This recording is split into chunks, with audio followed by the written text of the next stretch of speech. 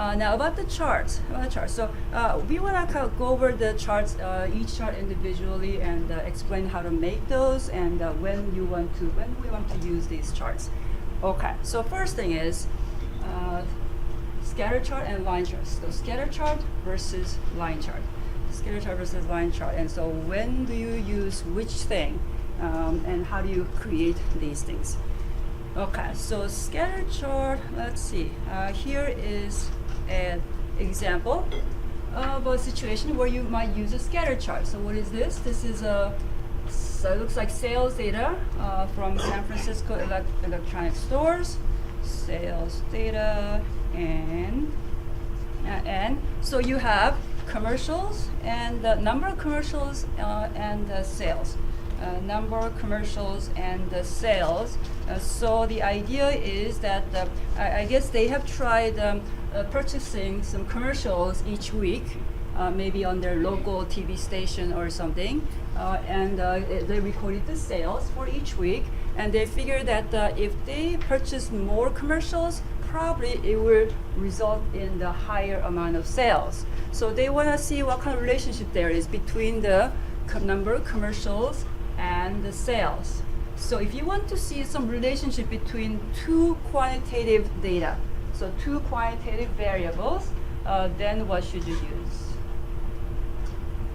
You should use I'd say you should use a scatter plot. All right, you should use a scatter plot. Right, so, like there it is, right? So relationship between two quantitative variables, then you should use a scatter plot. Okay, so let's take a look at the Excel file here. So here it is. So here's the scatter chart. So you can see here number of commercials are on the horizontal and the sales are on the vertical axis. So we're going to try creating this pretty quickly. Here's the, wow, that's all the details. So here are all the steps. So we're gonna follow these, and it's pretty quick actually. So the important thing is to select the scatter or XY chart when you insert, and here it tells you what to select. Okay, so usually you want to select these two columns. Okay, so no need to select this part. You just want to Excel might get confused if you select three columns, like which is your X, which is your Y. And so you want to select two columns here, and you want to say insert. And what else? We want to select the one with the dots, right? The graph with the dots here. So it said insert scatter chart. Also we call it XY chart. So let's go here and then just select the first one. So when you do a scatter chart, don't do this. This is a big mess. So don't do the one with the line, but just do the first one, only with the dots. Okay, so here it is. Now this must be a made-up example. This is like relationship is too good here. Like, oh, that's obvious relationship. Like and the points are so close to each other. Okay, so here's the scatter chart. And as we mentioned before, you should always put a title chart. Okay, I'm kind of in a hurry, so I'm just gonna say scatter chart. And we're gonna put a what do you do? Add chart element. So design tab, add chart element, the axis titles, and both. I want always on both, horizontal and vertical. And this one is vertical is the what? Sales, right? Sales, and it was in hundreds. And then here's the week. Week and hit return. So there it is. There it is. So now you could also actually make it do a little regression, and put a trend line through this. So you could do that by selecting one of these points and right click. Now do you see this? So if you right click here, do you see add trend line? Okay, so then you could go here and then do your stuff. Now, if for some reason you don't have that option, then you could go to add chart elements. So you could always go to the add chart element, and there's a trend line. You could add a trend line from here, and then go over to more trend line options. Right. So trend line and more trend line options. And then you get the same menu. So you get the same menu whether you do right click and trend line or go to the add chart element, then trend line and then more trend line options. And so then here, so default is linear. You want a straight line. So default, you want a straight line. You don't want to get too fancy.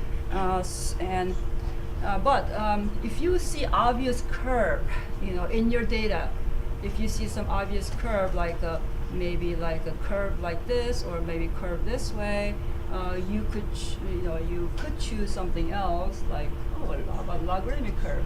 Oh, look at that. or maybe good. Or maybe exponential curve. So there's a polynomial.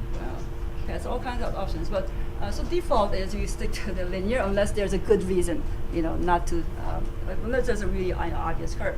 Okay, so linear, and one more thing here is you could let it display equation on chart. So you could actually get your regression equation appearing, on your chart, and let's try that. And that's no extra cost. So I just have to check this box. Okay, so that's it. Oh, wow, there it is. Wow, I just did a regression. Oh, that was easy, right? Oh, here. Oh, there it is. How do you see it? Here. Right, so here's my regression equation. Okay, so what is it saying? Okay, here, what is the y? What does the y represent? The sales? All right, so y is the sales. And what is the x? By the way, is this correct? Week?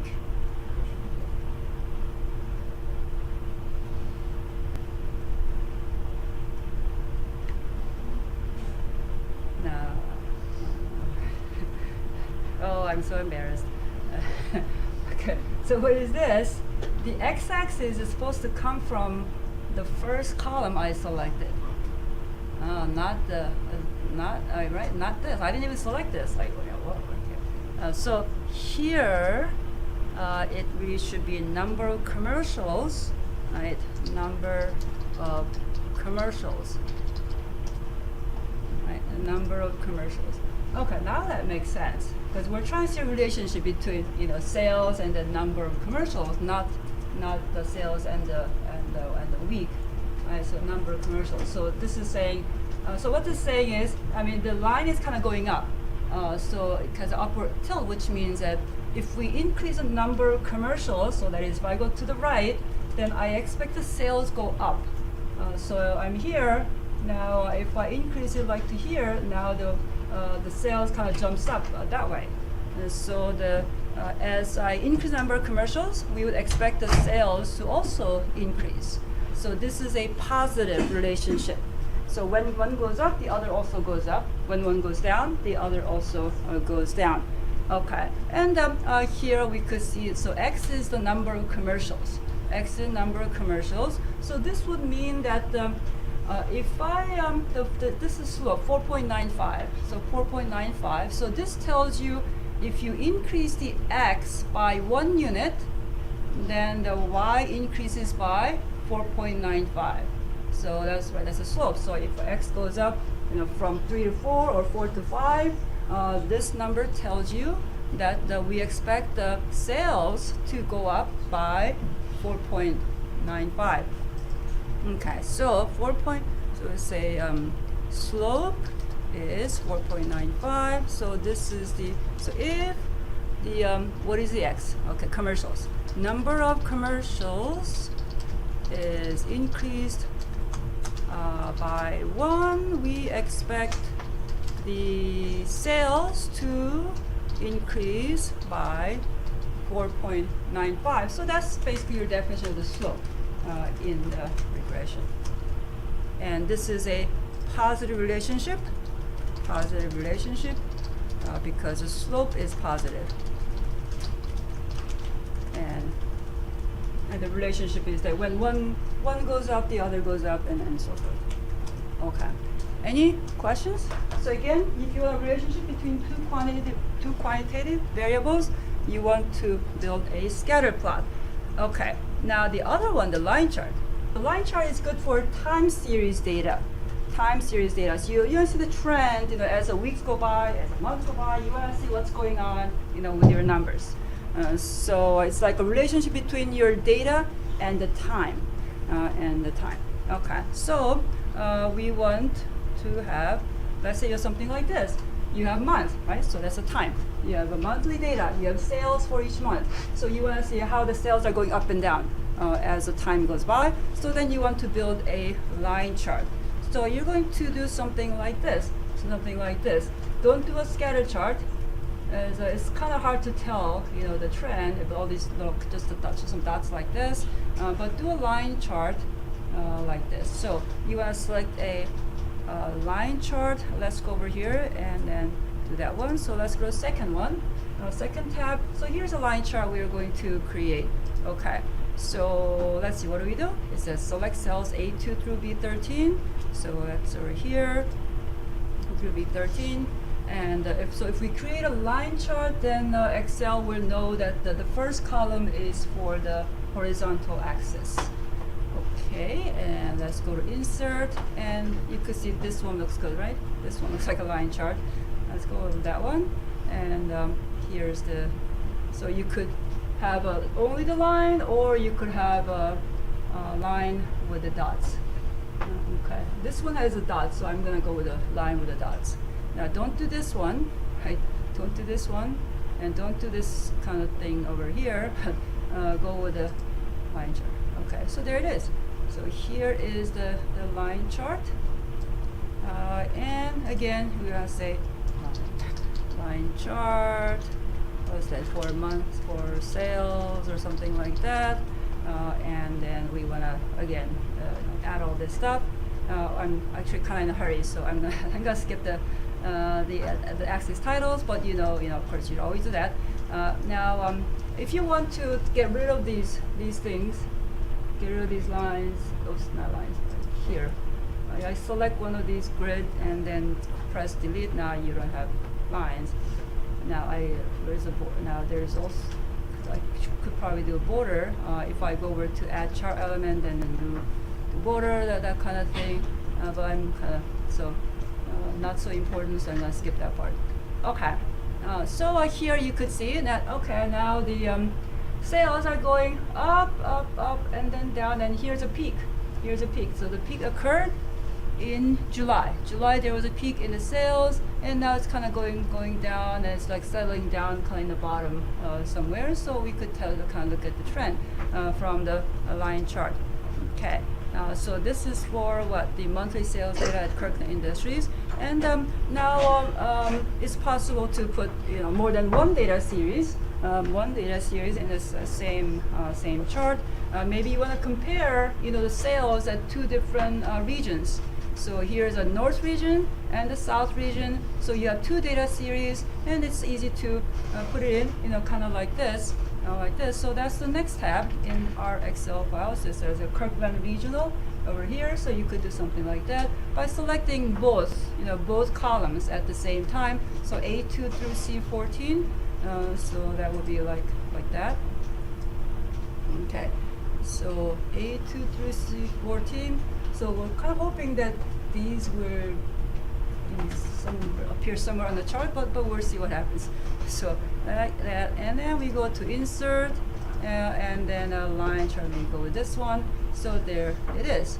Right. So we have the month that goes in the category, the horizontal axis, and then the other two, the quantitative values columns, will appear as two data series. Okay. So like this. And now here you could see, that's good. Since I selected the north and the south when I selected like from here, so it used these as labels. Right, so north is the blue one, and south is the red one, and south is the red one. And now why did I do this one? So if you want to have the label right next to your data, you could just create a text box. So I think that's what I did here. Text box, insert text box, and then something, and then type, that kind of thing. Okay, but that's totally optional. And this is clear enough. So from this you could tell the blue one is north and the red one is south, or maybe let's take a look at this one. So you could see that the north was doing better than south for a while. For a long time, north was doing better than the south, but the south kind of started going up. Because it went up a little bit, but because north went down a lot, now the south is beating north over here. And now another thing is, what if somebody in your audience is colorblind, and they can tell between red and blue or something, and you so create like a design, like a dotted line or something. Right. So that's why here we have this dotted line. So besides the difference in the color, it would be helpful to maybe have the style different, style of the line different. So I could make it go over here, and let's see. Maybe have a format. Let's see, shape outline. That one. Oh, okay. This looks promising, right? So, okay. So I select again. I selected the one data series I want to have make dotted line make into dotted line. So, and I went to format and shape outline, and there's the dashes, and I could choose something like this, some dash. So now it's even more clear. Sparkline. Oh, I love this. Sparkline. That's so cute. There are these tiny little charts. Tiny little charts. They fit in like one cell. So you have like a chart for each cell. So it's a minimalist type of line chart that could be placed directly into a cell.